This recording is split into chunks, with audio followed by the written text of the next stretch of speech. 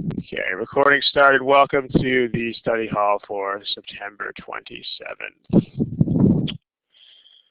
Critical reasoning today, more assumption problems. This is a continuation of we did one unit on assumption problems a very, very long time ago.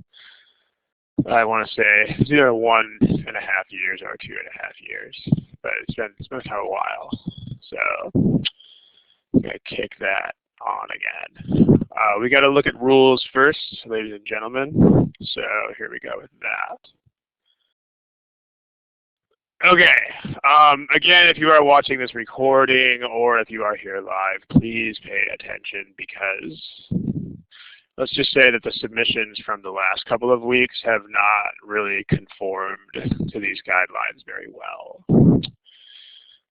Nothing too general, please. I mean, we have to have something that we can cover in a 1.5-hour study hall and not just like briefly touch on. Like we got to be able to have a decently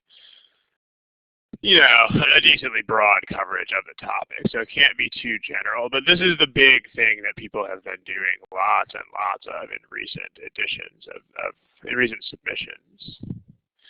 Is too specific. I mean, again, please do not type out a single problem and then ask about one or two answer choices. That's not really what this is for. Like, that's the purpose of the forums, but not this. This is not for individual problems.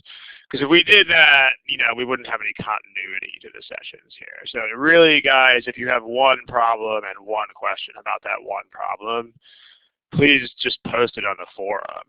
Like, not only is that why we have a forum in the first place, but also you will get your answer a lot faster that way too.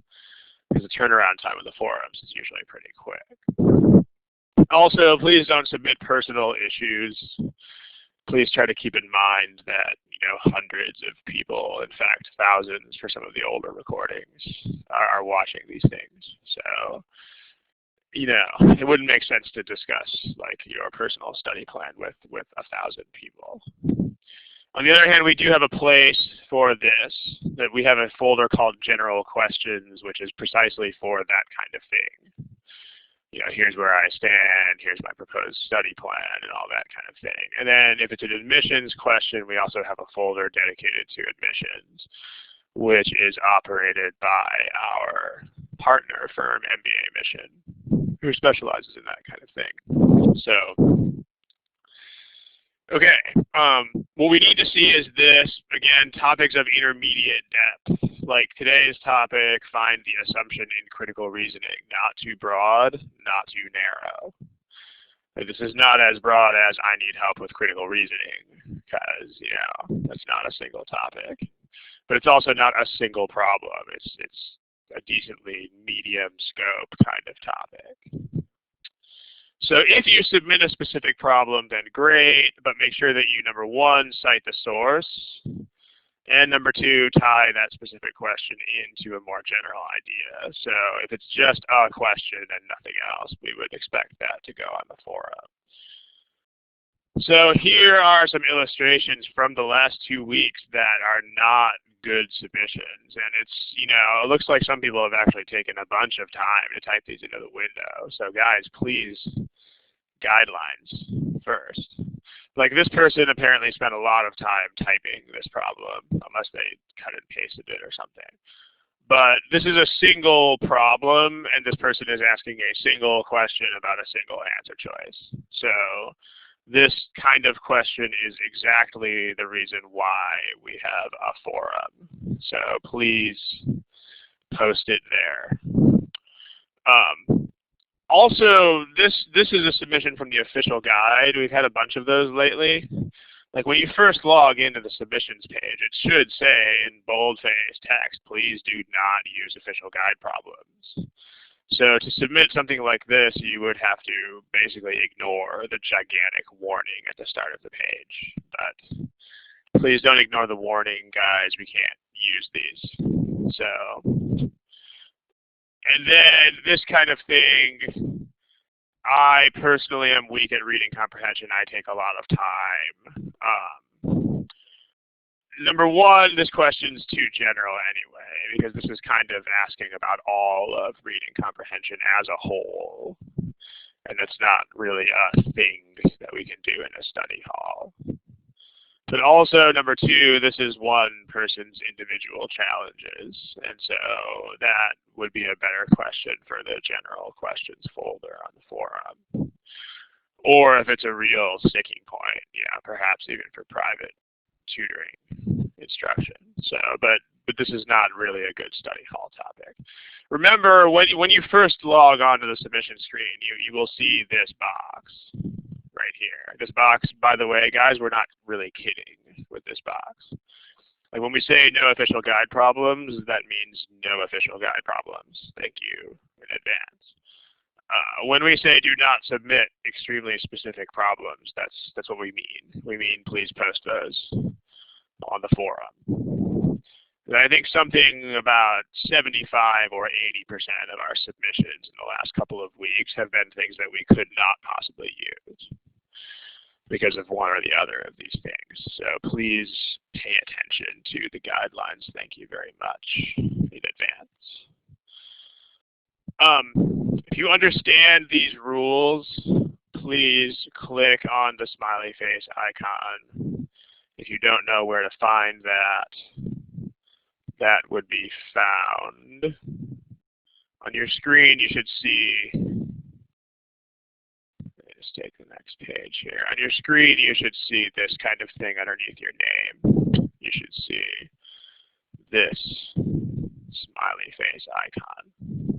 So when I say give me a smiley face, that means right there, that sort of smiley face. It doesn't mean put a smiley face in the chat box. A couple of you are doing that. It's not what it means. It means click on that thing that's next to your name and give me the smiley face there, not the chat box. So there you go. Also, let's just go ahead and get this out of the way. When there's a question that has multiple choice answers to it, make sure that you use you should have just seen this appear in the last few seconds. If you have a multiple choice question, where you're going to find the responses to that will be right here for multiple choice questions. You should see an alphabetical choice here, A, B, C, D, E. If you click this, it should give you a pull down that shows multiple choice answers. Very important, please use these options.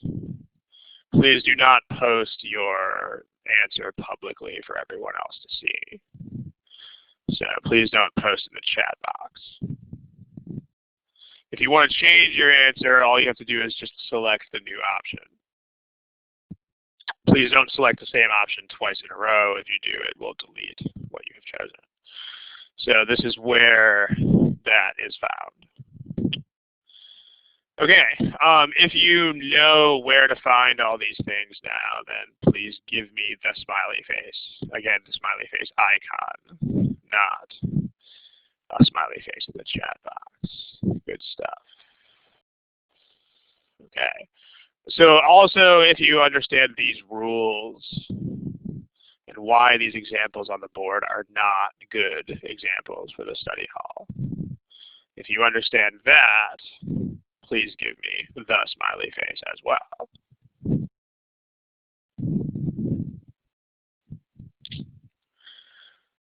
Okay. A little bit of tip-in participation this time, but let's go ahead and move on. Again, please don't submit things that we can't use because we can't use them. So, all right. Lastly, there are about 70 archives at this point. Like this has been running for over 2 years, every other week-ish.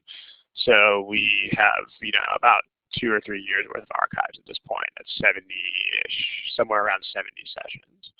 So what that means is that the topic that you submit, it's very likely that a topic you think of has already been covered. If it has, then please watch the video for that topic and see whether your problem is already addressed in the video. So let's go ahead and type this out. Like if you want, like when you come up with a topic,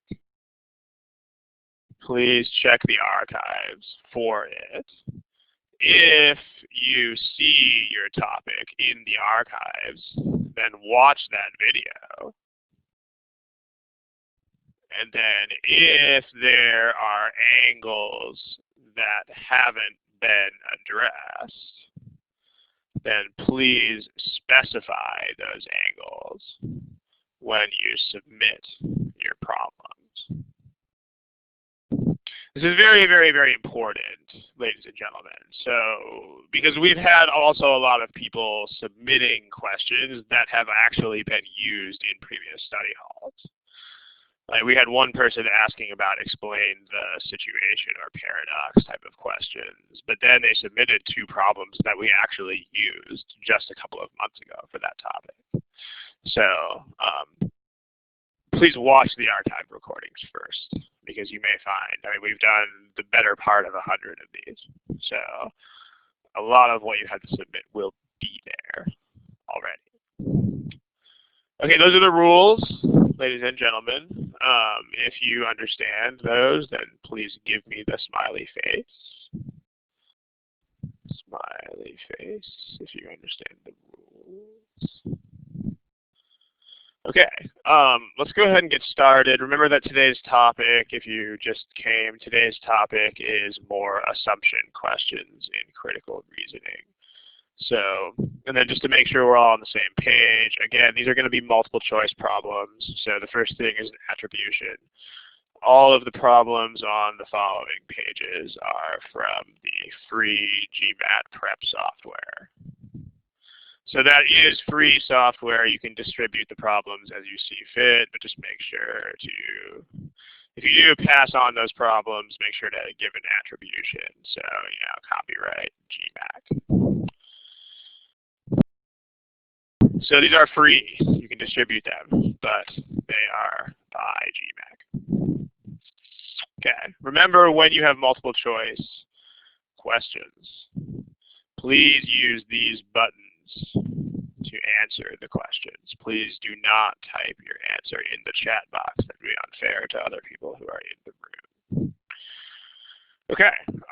Let's do this, and we're just going to go ahead and start with one of these problems and go from there.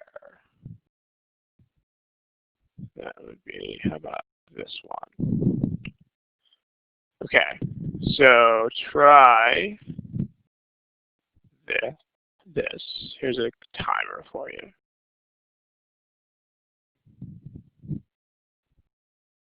Go for it.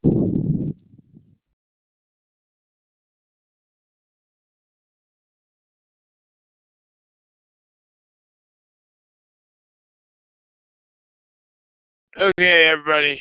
So let's pick an answer, please. Remember how the GMAT works, guys. You do have to pick an answer choice. So if any of you have not picked one, then make sure you do so. Yeah. So, okay. Here we do have a few non-responses, but Ulysses and Vincent in particular, please pick something. Also Fabio, even if you have to guess, please pick something. Okay, here are your responses as a class. So there. So I mean, we've got a decent plurality of people picking A and E here, but let's go ahead and talk about this really quickly. First, let's talk about what is an assumption anyway. So we'll come back to this problem in a second, but let's make sure we've got our definitions straight here. So what actually is an assumption.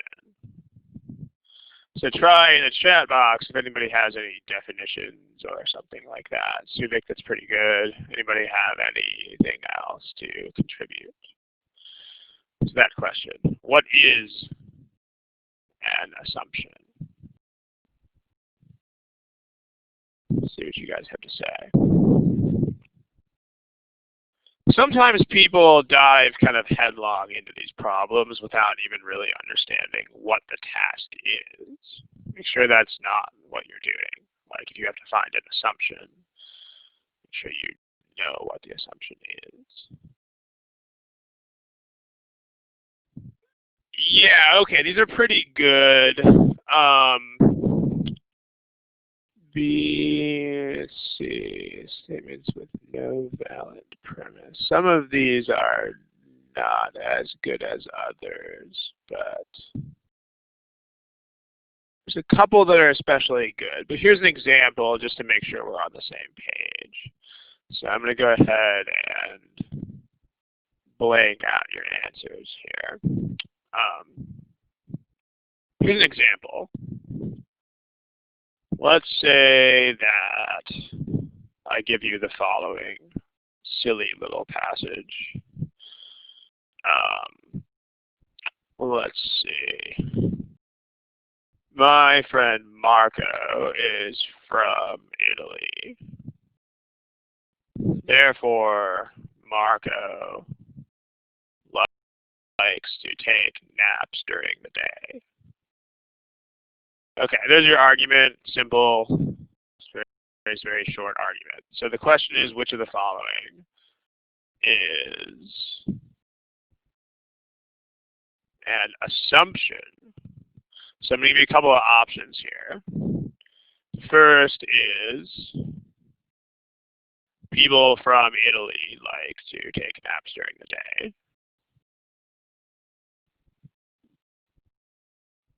Second assumption is people from Europe like to take naps during the day. Choice C, either of these. Go ahead and use your multiple choice options. So instead of 1, 2, 3, let's make those A, B, and C. Go ahead and pick multiple choice options for which way this is going to go. Which ones of those are assumptions? Which ones are not? Or if it's both assumptions, then pick C. So let's see what you guys have to say.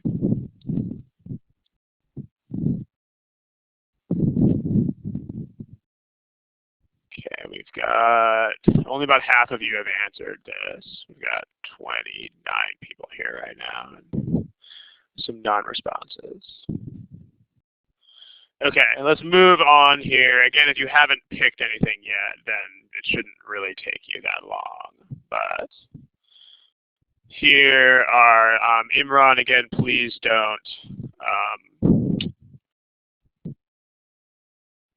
post your response in the chat box. Yeah, thank you. That just kind of ruins things for everyone.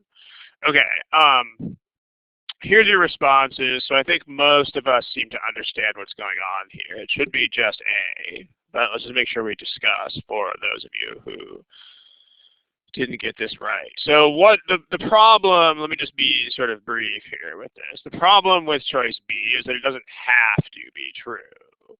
And we don't, I mean, this is only, like the only thing we're using in this argument. The only concept we're actually using to make our argument is the fact that Marco is from Italy. So what this means is two things. The first thing is we need a statement about people from Italy. But what we don't need, because it's way too general, as some of you have been pointing out, we don't need to know anything about people from the rest of Europe. So in other words, here's what's going on. Like A is something that we actually need. B is something that we do not need. I mean, that's pretty much the difference. But a lot of people are not clear on what an assumption is. And so when they're answering these problems, they're sort of going in blind. Like, let me show you what I'm talking about. Like, here's a couple of responses that people have put in the chat box that are not really good things to use as definitions. Like, some people, I mean, the problem with something like this, and I mean, a few people have been submitting things like that. It's not just this one user. But the problem with saying unstated premise is that you don't really get the idea that it has to be true. So, like, when you say this doesn't effectively express the idea that the assumption must be true. So if you just say unstated premise, then the problem is that you might think that things like B are assumptions. Because like B, if you add, see the problem is if you make B a premise, then it does work. And that's the problem. Like if you add B into the argument, then the argument works. Like Marco is from Italy, Italy's in Europe. So, you know, if all Europeans like to take naps, then Marco will like to take naps. The problem, though, is, again, we don't need to assume anything about everyone in Europe. Like, the only thing that we need for this argument to work is stuff about Italians. So that's what we've got to do. So what's better is these kinds of things that other users wrote. These are more accurate. Because these capture the essence of exactly what it is that we are after here. On which the argument depends entirely, or something that must be true. Like these are, let me disable the video here. How do I do that? Okay. We don't really use the video capability in these recordings, guys. So, thanks. All right.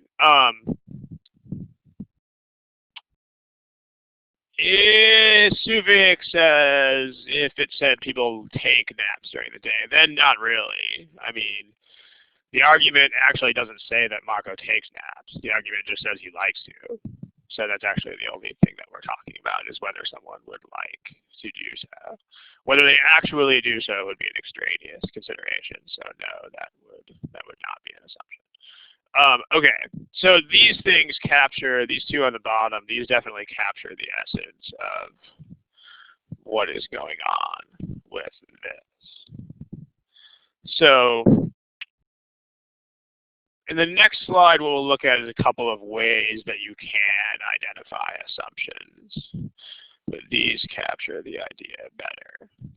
On the next couple slides, before we go back to that problem, we're going to look at a couple other very simple arguments and figure out, exactly how you can identify what is being assumed.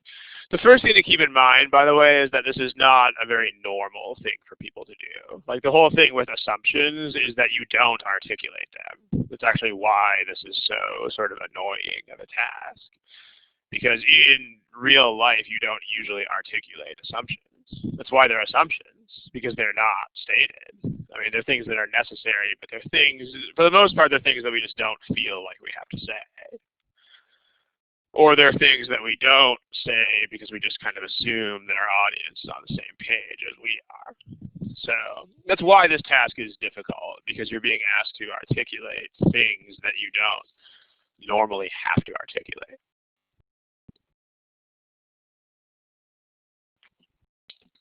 So just realize that you're doing, unlike things like strengthening and weakening, which are very natural thought processes, here you got a thought process that's not very natural. You have to make explicit things that are not usually explicit. So how do you identify assumptions? Well, let's consider that issue. So two main ways if you want to do this directly.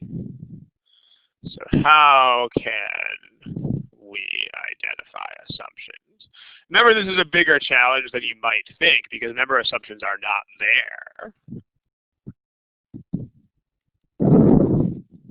So identifying them may be more of an issue than you might think.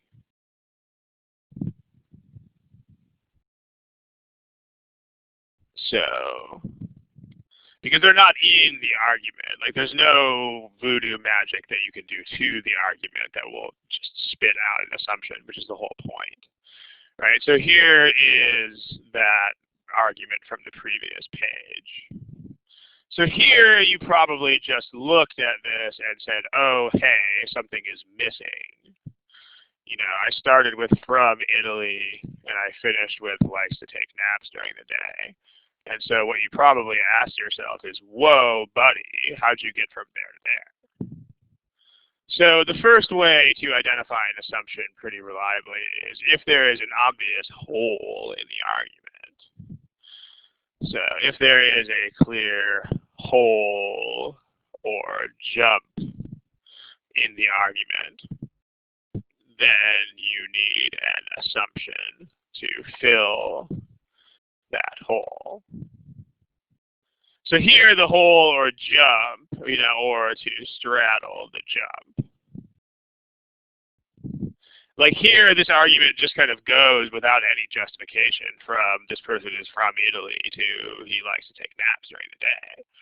And that's just a random jump. So we do need to fill in that hole with something that gets us, that allows us to make that jump. So that's the assumption that we need. The other kind of thing may be, it's a little bit different as far as thought process goes. So here's another argument. Let's say you had something like, how about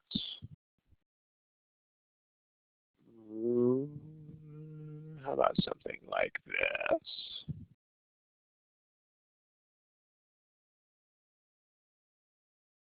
My brother bought a pair of shoes yesterday in size 13. He usually wears size 11, so he bought the wrong size. So in this case, you would probably not proceed by directly looking for a hole in the argument. Instead, what you could look for here would be how could you challenge this argument? So let's consider that issue for a second. How could you challenge this argument? Does anybody have any way? Aha, yeah, what if? So here are a couple of possible challenges. I mean, if size 13 is big, then that's not a challenge. I mean, that's actually exactly what the argument says. Aha, what if he buys for someone else? Exactly. So one challenge would be like, what if he bought a brand that runs really small? Like, you know, actually I wear a size 16 in some brands and 14 in other brands, so that's definitely a possibility. Another thing might be, what if he bought the shoes for someone else, etc. So these are possible challenges. There are probably others, but the point is that you can come up with ways to, oh yeah, what if he's still growing? And that also works. What if he is still growing and wants to buy a pair that he can grow into? So, etc. Or even like, what if his usual size is actually too small? Or, you know, how about that? So the point here is that if this argument is going to work, then all of these, we have to dismiss all of these challenges, because all of these challenges will, if they are valid, then all of these challenges will basically kill the argument. So if the argument is to work, we must dispense with all of these challenges. So what that means is, well, but he bought a pair in size 13, Abhishek. So that would be, your statement here would contradict this statement. If that greater than sign is supposed to mean greater than. So we have to dispense with these challenges. We have to get rid of them. We have to prove that they are not really challenges. So for every challenge that you can conceive of, there has to be some sort of assumption that gets rid of it. So each challenge must be countered by an assumption.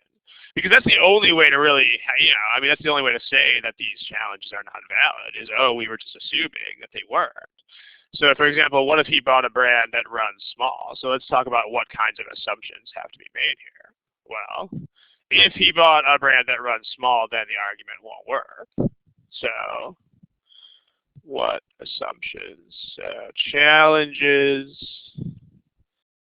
are like these, and then each challenge has to give rise to some sort of assumption that's necessary. So one possible assumption would be he didn't buy, like this, the brand he bought doesn't run smaller than other brands than his usual brands.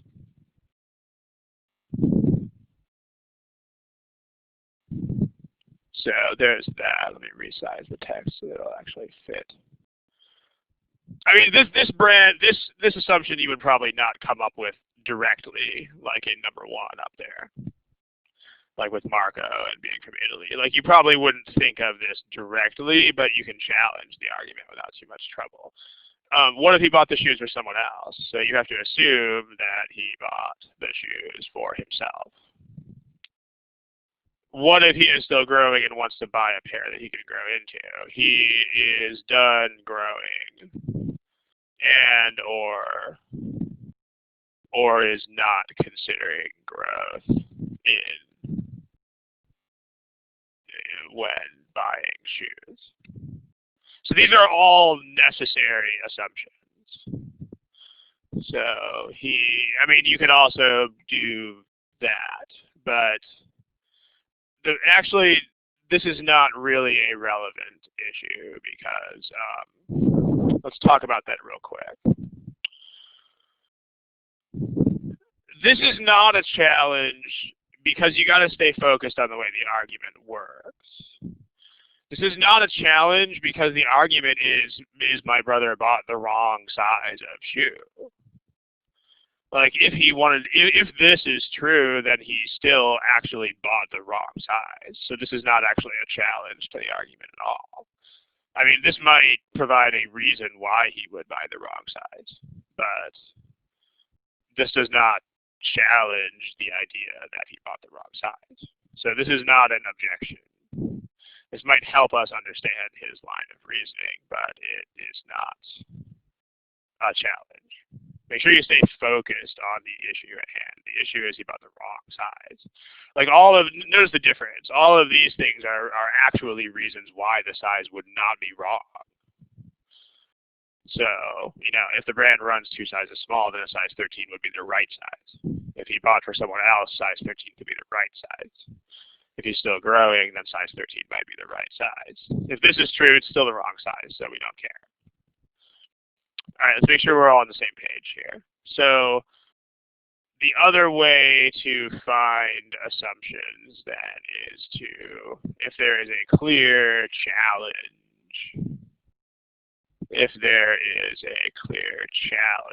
to the argument, then you need an assumption to dismiss or counter that challenge.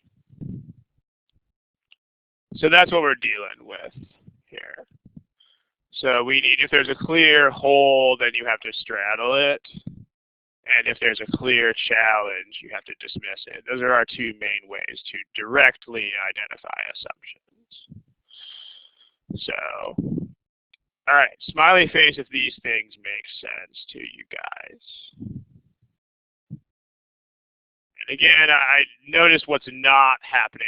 Again, please don't put the smiley face in the chat box. Please use the icons that are underneath your name. The one thing that you will not see in this discussion is like templates or rules or formulas that you can memorize. Okay, just make sure you don't let your thoughts go in that particular direction, because that's not really going to help anybody. I mean, it's much easier to just think using your normal thought processes about these kinds of issues. So here's the problem that we looked at. So when you approach an argument, this is any passage really for critical reasoning, two things that you should do. The first thing that you should do is you should personalize the argument. What that means is, like basically pretend it's a conversation. It helps. It sounds a little bit weird and kooky at first to hear this, but it helps to give the speaker an actual name. Because we're human beings and we don't think like computers. So for example, if you say, what's the conclusion of the argument versus like, what is Sarah's point? Like those sound like they are, I mean, those are objectively the same question. Like someone's point would be the conclusion of their argument, but still it's much easier for human beings to answer a question like, what is Sarah's point, than it is to answer a question like, what is the conclusion? Because we're people. It's easier to think that way. The other thing that you should do is put the argument into your own words to help comprehension. Like as long as the argument is still in someone else's words, then that means the comprehension is not really there. It means you don't fully understand what it says. But if you put it into your own words, then that'll help you a lot here. Imran says, basically what I do is take the statement as given and don't make any assumptions. I mean, you should always take statements the way that they're written. So, I mean, I'm not really sure where you're going with that, but I mean, on one level, yes, that's true, but in a sort of trivial kind of way. But with assumptions, remember what we're doing here in the first place is finding assumptions. So be careful with that. Okay, so in my own words, and I remember that you should be doing this as well, but in my own words, what's going on in this argument is basically this.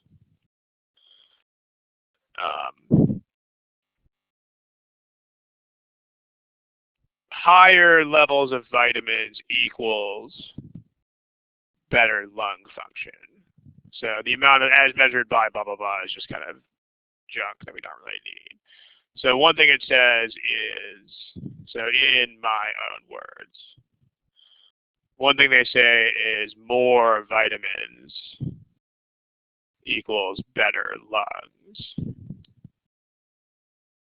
And then we know that smokers have worse lungs than non-smokers. And so the argument says one way for smokers to improve is to take in more vitamins and minerals. So therefore, if the smokers take in extra vitamins and minerals, their lungs will get better. I mean, this is, and I mean, you should do this in your own words as well. Not in my words, not in their words. And I mean, you don't have to necessarily write this stuff down on paper. Like, if you do take notes on the argument, which by no means do you have to take notes on the argument, but if you do, then this is approximately what your notes should be there for, is to translate the argument into words that are your own. But the point is to get somewhere, because this is probably a lot easier to understand than the words that are originally up there. So, I mean, as far as finding holes, there doesn't really seem to be much here in the way of holes, right? So to find an assumption, you could, number one, you could try to fill in a hole in the argument. Or number two, you could try to challenge the argument and then specify an assumption to dismiss that challenge. So, I mean, as far as number one goes here, there doesn't really seem to be a ton of holes in this argument because, I mean, if you think about it, this is pretty solid in terms of pure logic. Like, if you make vitamins go up, then lungs will be better, so, hey, why not? There doesn't really seem to be a lot of holes here. What about challenging the argument? Does anybody see any challenges that they can level against this argument right here? If so, what?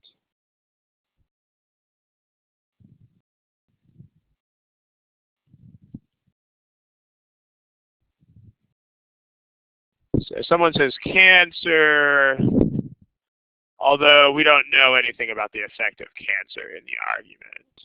So you don't really want to go there because you can't introduce additional unknowns. So yeah, like, okay, what Suvik says is pretty much the idea. Like, what if, because the things have to be in the bloodstream, but we're just talking about like eating more of them. And so one possible challenge that you can level against this argument is, what if like those things don't get into the bloodstream? Like, what if the problem with smokers is that the vitamins don't make it to the bloodstream in the first place? And that's one possible challenge that you could level here, is because right now we're saying, oh, you should just eat more vitamins and then smile. But the problem is, if the vitamins themselves aren't, like, if the problem is not the intake of vitamins, but rather the fact that the vitamins are not getting where they're supposed to go, then that's going to be a very valid challenge. So what we need there is an assumption that will counter the challenge.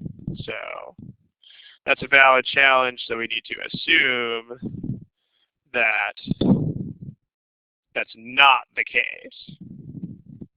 Like, nothing gets in the way of smokers' absorption of vitamins into the bloodstream. So that corresponds to choice E. And so choice E is the choice that we want.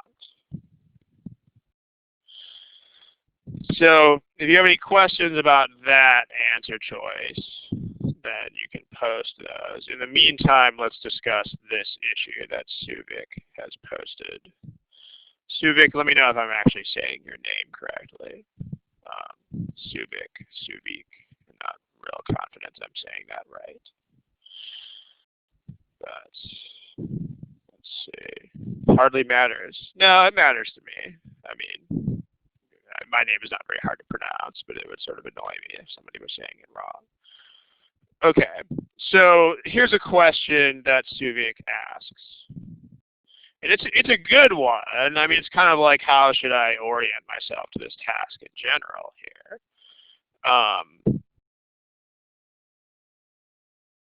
What do you guys think of this?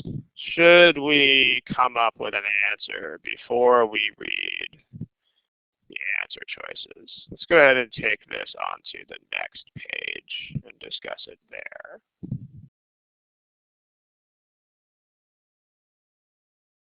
So this is a pretty good answer that I want to say it's pronounced Saket has given. This is actually pretty good. Let me elaborate on this a little bit. The basic idea is the one sort of thing that I'm going to articulate more explicitly here than Saket does is my answer to this question would be yes, if you can. Because, I mean, remember, again, what we said about the task at hand here. I mean, remember what you are trying to do. I mean, ultimately, as weird as it sounds, you are trying to come up with something that is not actually there. So, like, in some cases, you'll be able to do that easily enough. Like, in the case of the shoe size argument, you guys had no trouble coming up with a bunch of challenges. But in some cases, the challenges will not be as easy to come up with. I mean, it's not really realistic to expect that you would be able to find the assumption just on your own at random every single time. So the answer is yes, if you can. And then if you can't really, then you just take the opposite approach and start going through the choices.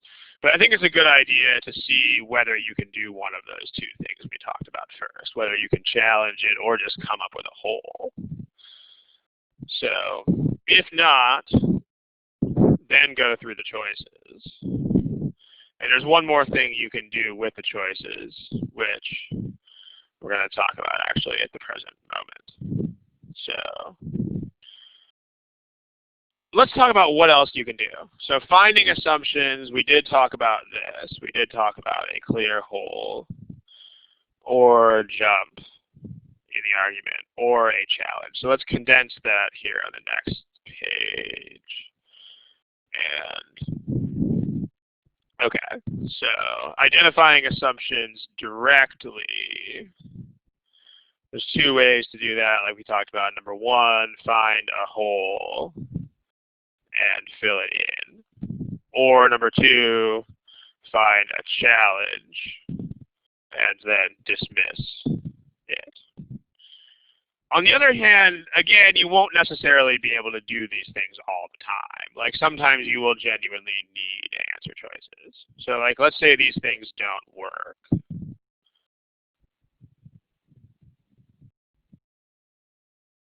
So then if they don't work, that's where you want to start using answer choices. So let's talk about how you would want to do that. So, I mean, let's return to the basic notion of what an assumption is. And then we're going to derive how you should do this. So remember, assumptions are necessary. Okay, what does necessary mean? I mean, this sounds really kind of stupid, but let's take a shot at it. And I mean, don't give me a synonym for necessary. So like when I say what does necessary mean, don't give me like needed or required or compulsory or anything like that. Like actually give me, can anybody come at necessary from a different angle? Like what does it mean to be necessary? Again, if it sounds like a dumb question, then humor me here. What does it mean for something to be necessary? Like, think about what it means. Yeah. Like, think about what it means that water is necessary to stay alive as a human. I mean, that means if you don't get water, then you die. So, what that means in terms of assumptions is that if the assumption is not true, if you don't have the water, then you die. If the assumption is false,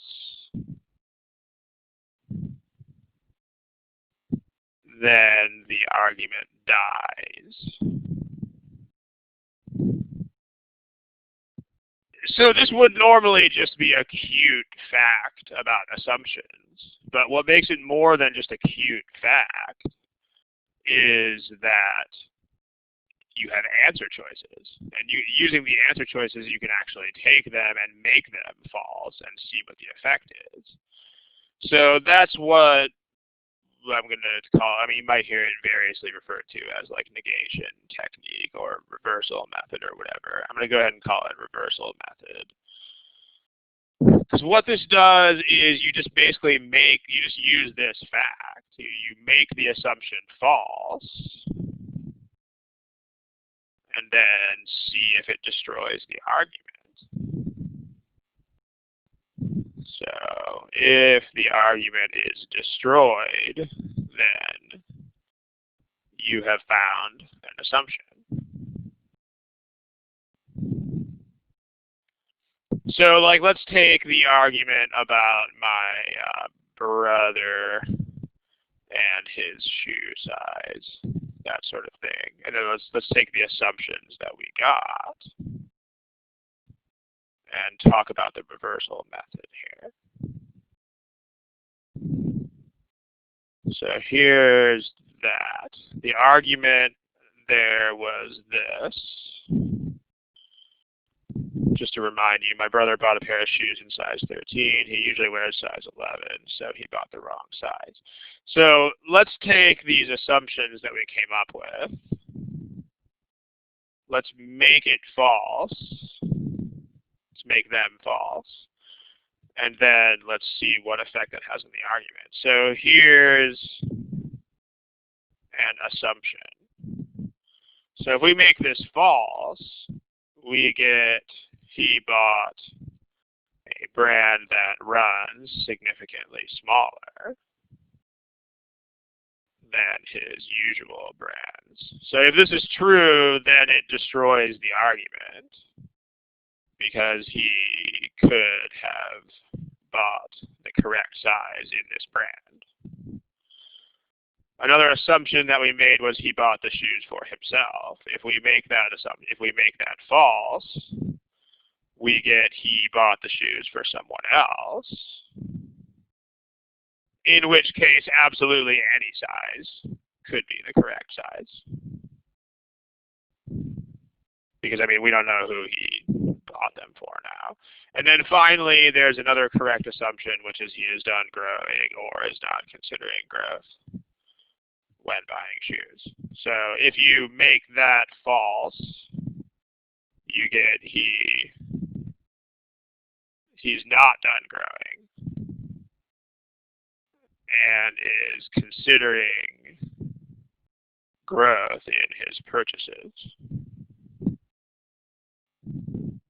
So again, this also destroys the argument because then that would be, okay, maybe not wrong size. So any of these things, if you reverse them, the argument gets destroyed. So that's how this works. So it's a good backup. The reason why this is such a powerful method is that suddenly you are not doing like an unfamiliar, weird thing anymore. Because remember, finding assumptions directly at the end of the day is weird. It's a very strange thing to do. Because again, assumptions are not things that we normally call out in specifics. That's why they're assumptions, because we don't. But when you do this reversal method, you're not actually finding an assumption anymore. And when you do this reversal method, the task now becomes just taking a statement, which is, you know, the reversal statement, and just seeing whether it makes the argument stronger or weaker or gets destroyed. And that's a very natural thought process. Like, that is not a weird thought process at all. So it takes, the strength of this reversal method is that it takes something that is very weird, i.e. calling out assumptions directly, and it turns it into something that is not weird, i.e. just seeing if an argument is destroyed. I mean, that we do in real life all the time. So that's the power of this here. So we're going to do a new problem here in a second, but let's go ahead and go back to the problem about smokers, and let's use the reversal method. So here's the smoker problem, kind of out of space on that page. So here's another page. Let's just use the reversal method on the correct answer on choice E. So if this is a very nice choice to reverse. I mean, because, you know, ladies and gentlemen, it has the words does not into it. So reversing that is very easy to do. Like, all we have to do is change does not to does. Does introduce chemicals that prevent the vitamins from making it into the bloodstream. So if this is true, then this definitely destroys the argument. Because if this is true, then eating more food with those vitamins will not address the problem. Because then, I mean, those chemicals are still there. So even if you take mega doses of vitamins, they still won't make it into your blood. So lots of things we can do here. So just quick summary is what's on this page. If you can directly identify the assumption by one of these two ways, then by all means, you should do that. Find a hole, fill it in, or find a challenge and dismiss it. If you can't do either of those, or if you have trouble coming up with something cold, then don't come up with something cold. Instead, use the answer choices, reverse them, and see if any of those reversals destroy the argument. Any questions? If not, we'll move on to another problem. Okay, let's look at this one. How about that? Okay, here is a timer. Let's look at it. Prashant, the answer to all questions about what level was the problem is you do not care. Just learn to address the task that is in front of you, and it doesn't matter what the difficulty level is, because the ways that you address that are the same no matter what. All right, here's a timer. Have fun.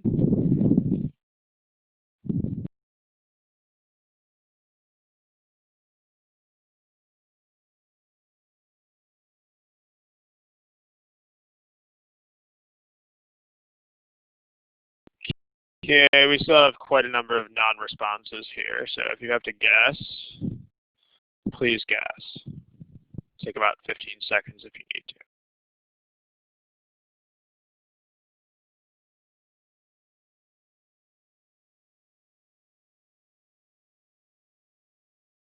Okay, let's talk about it. So we have, there are still lots of people who haven't answered this problem, so that may skew the results here a little bit. But of those of you who did answer it, the results are quite good. So we have a very strong majority in favor of E. But again, we have 4 non-responses. So actually 3, because one of those is me.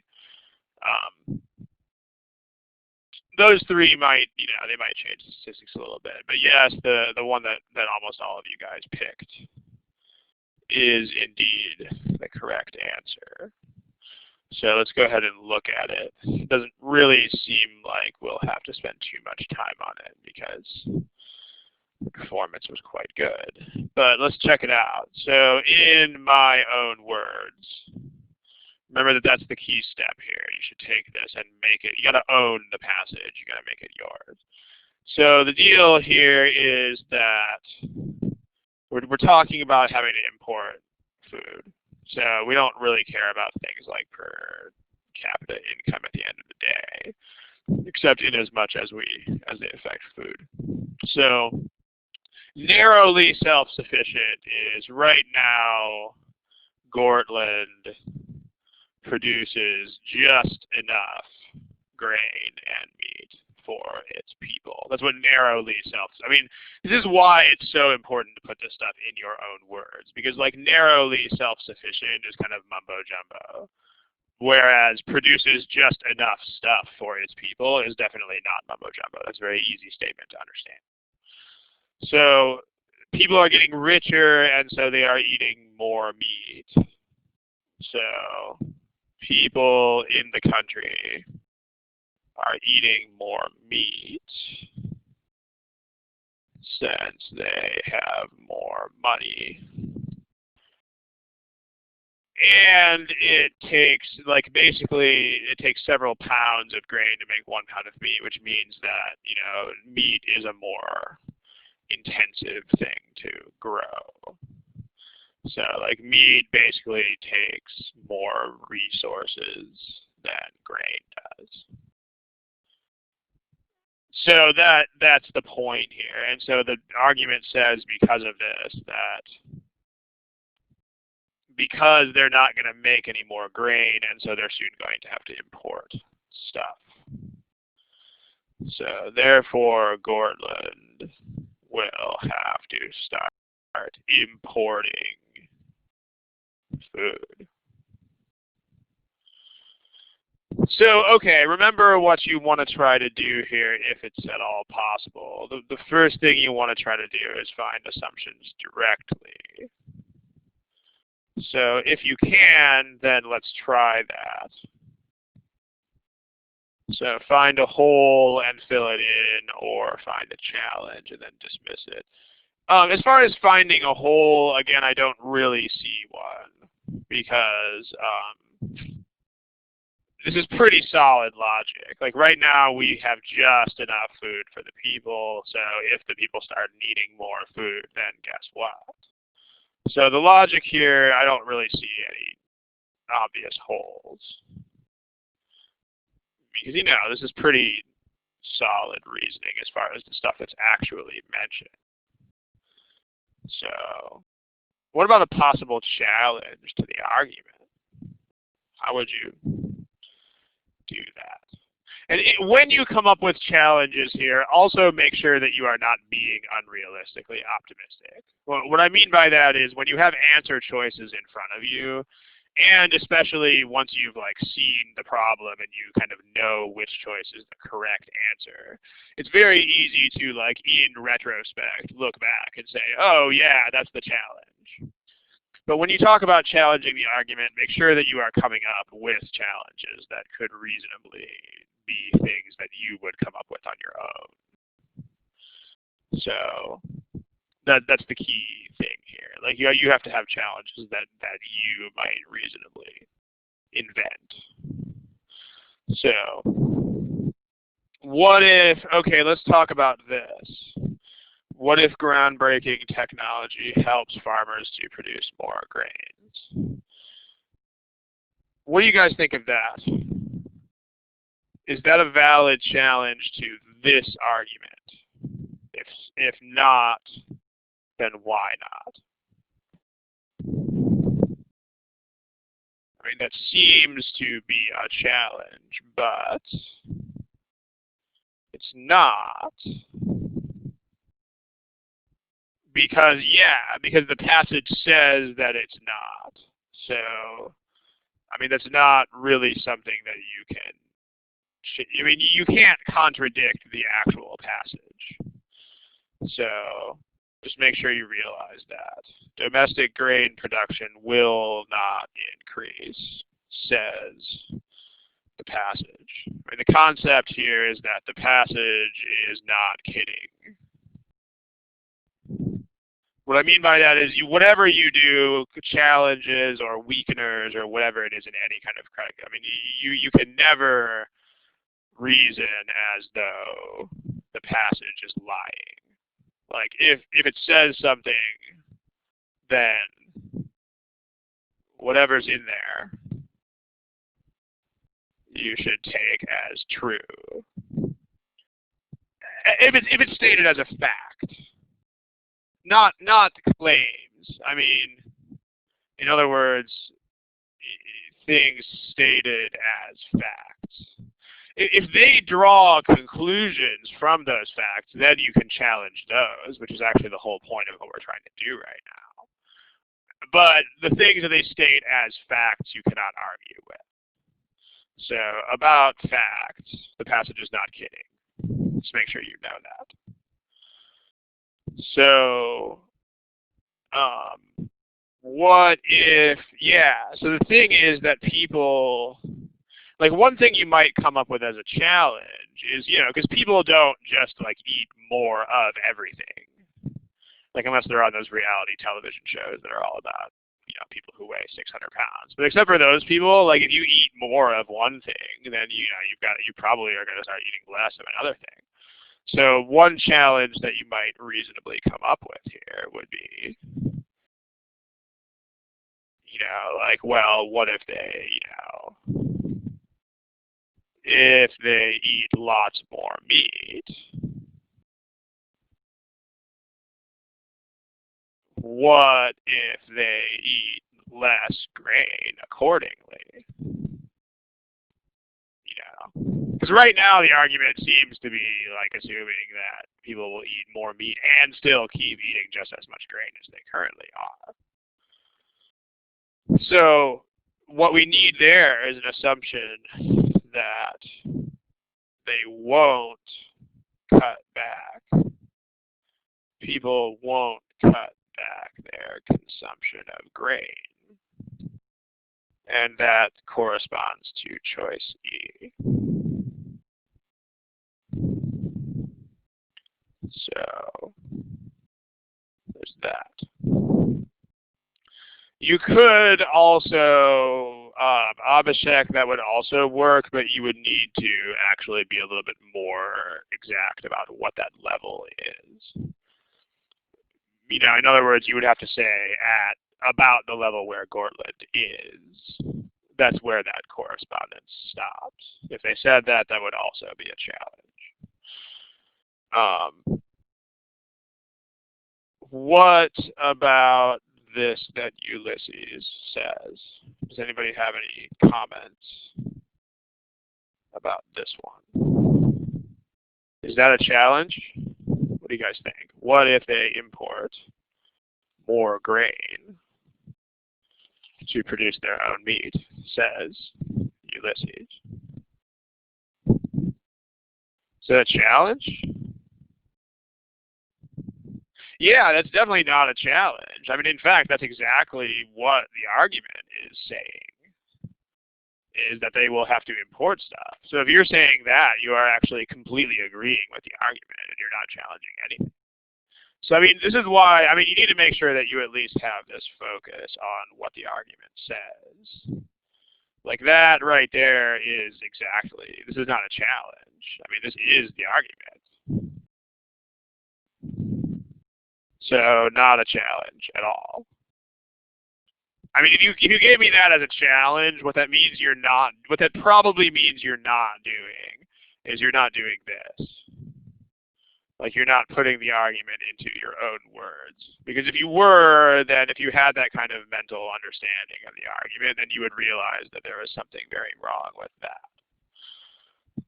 As in, you're not challenging at all. So, but what if people eat less meat is, the whole argument is about people eating more meat. So you don't want to just go against everything that's happening in the argument. Again, the argument's not kidding.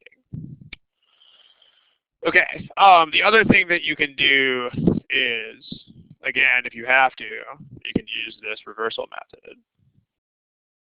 So let's use that here. Again, most of you picked the right answer here, so unless someone has, if you have specific questions about one of the wrong answers, then feel free, but otherwise. So E, if you reverse this, you get people in this country who eat more meat will radically decrease their consumption of grain, will eat much less grain. So if this is true, then it destroys the argument because it lends this idea that there's going to be a balance, and they'll need to make more meat, but they can afford to make less grain correspondingly. So that actually is something that destroys the argument when you reverse it. Any questions about this problemo? If not, we'll move on to another one. Let's move on to another one. How about, let's see. How about something like this one? Try this. Again, you guys know where to get answer choices from. You should get them from here. Let me give you a timer.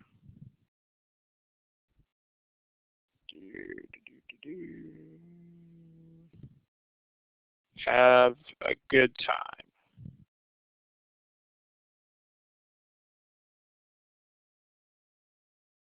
Okay, ladies and gentlemen, we have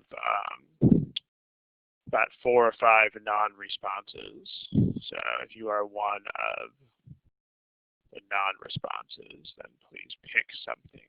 Thank you.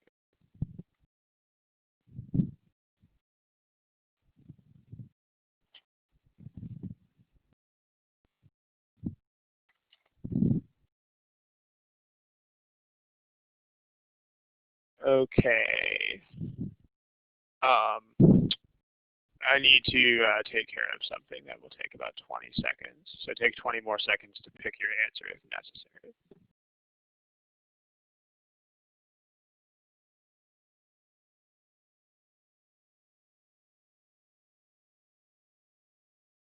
Okay, that took less than 20 seconds. All right, so here are your responses as a group. So we got a strong majority here, but there's still some, decent segments of people picking other choices. So let's take a look. What's the argument here in the first place? This is one of the few where,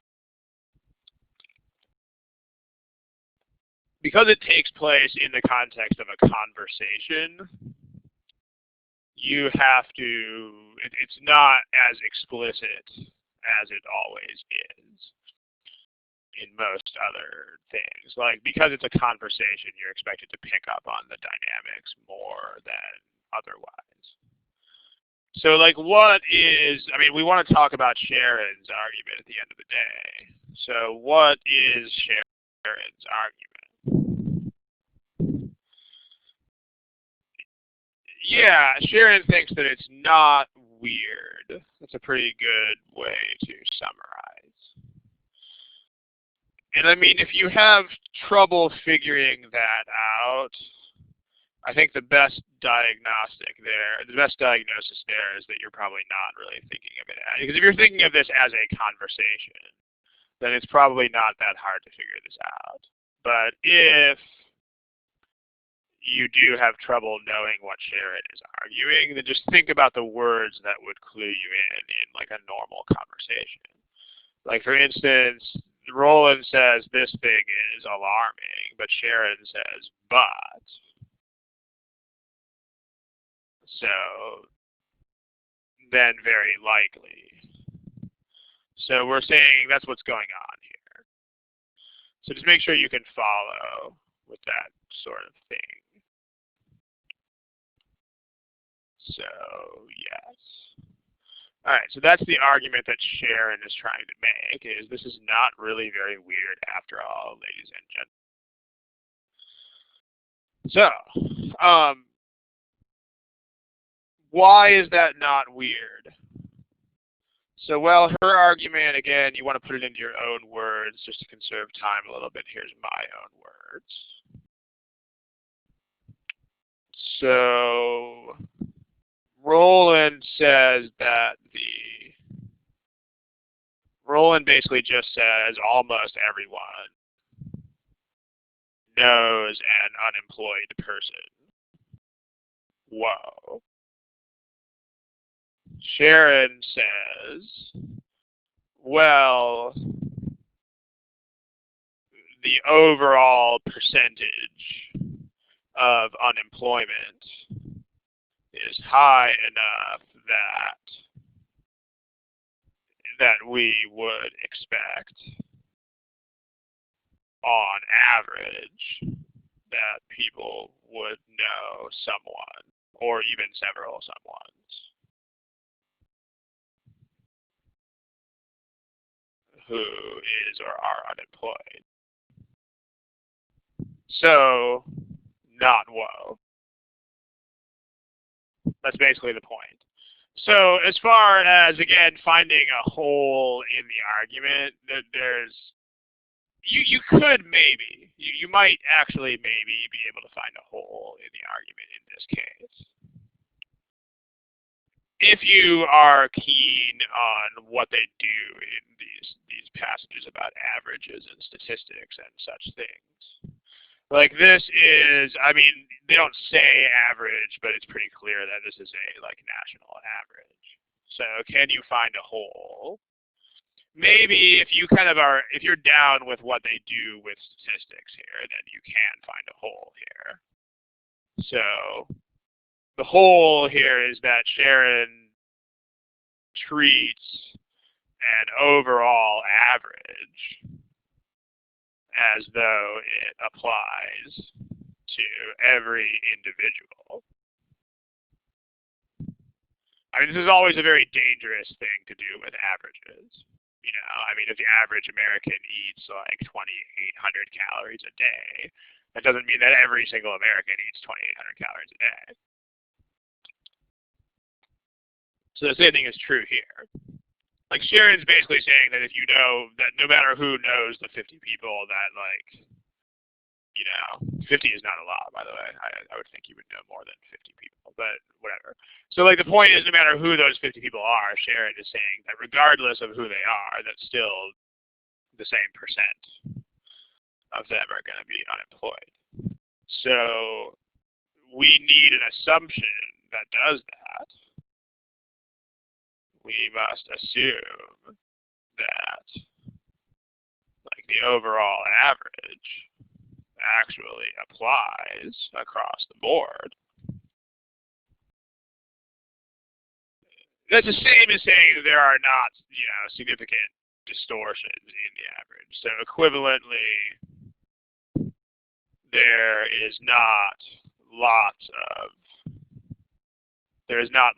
variation. There's not a large amount of variation around the average. It's the same thing. If you can apply an average to everyone, that means there's very little variation no matter where you go. So that does correspond to choice B.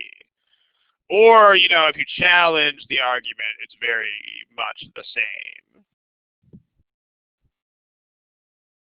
So the challenge here is, hey, Sharon, what if that average doesn't apply to everyone? And then once you figure out that that's a challenge, then you will, to defeat that challenge or to dismiss it, you need to have one of those. Finally, if it comes down to it, you can use the reversal method here. So if we take choice B and we reverse it, then what it winds up saying is that unemployment is, right now it says unemployment is not, again, it's very nice to have that word not in there like that. Unemployment is not normally concentrated in geographically isolated segments. So if you reverse this, we get unemployment is normally concentrated in some very specific places. Again, I don't love statements like geographically isolated segments or whatever they say, because to my brain, that doesn't mean anything when I first see it. But if I change that in my head to some very specific places, then hey, wow, that makes a lot more sense to me now. So, just FYI. Does multiple Sharon does say if they know 50 workers. Abhishek, that's not really how they're going to roll, because they want people to be, I guess, more perceptive about statistics than that. So I don't think they're going to. I don't think they're going to do something as easy as challenging the idea that someone knows 50 workers. Would that be a challenge if they did that? Sure, it would. But there's two reasons why I think they're not going to go there. The first is that that's just not very perceptive for the most part. It's kind of just on the surface. But also think about the assumption that you would need to counter that. The assumption you would need is that people really know 50 people, and that's basically what Sharon is already saying. So it's basically the whole concept of the passage isn't kidding again. It's not exactly the same because she does say if. And so what that means is that there's still, there is some shadow of a doubt there. But it's more that they're not going to do it just because it's not really, it's not substantial enough. The last thing I want to point out before we leave here is let's take a look at the different correct assumptions that we saw here in these problems. So here's the one about smoking. Notice that this says smoking does not introduce. That's one of them. The next problem we saw was this thing about Gortland, and the correct assumption here was again about what people will not do. And the last problem we saw was this one, and again our correct assumption is about something that people don't do, or something that is not true. So what we want to notice here is, notice that pattern. Like every single correct assumption in these problems was about what people don't do. So one thing that you can notice is that in assumption problems is that not all of them, but a large number, many assumptions are concerned with what people don't do, or with what isn't true, or with what won't happen. If you think about this, if you think about the procedures that we talked about up there, this should actually make perfect sense. Because remember that most assumptions are like dismissals of things that might happen. So this is kind of a natural consequence of that. This should make perfect sense. Makes sense. Because remember, many, if not most, assumptions are dismissals of possible challenges. So, like, in other words, challenges of things that might happen, and then you have an assumption that says it doesn't.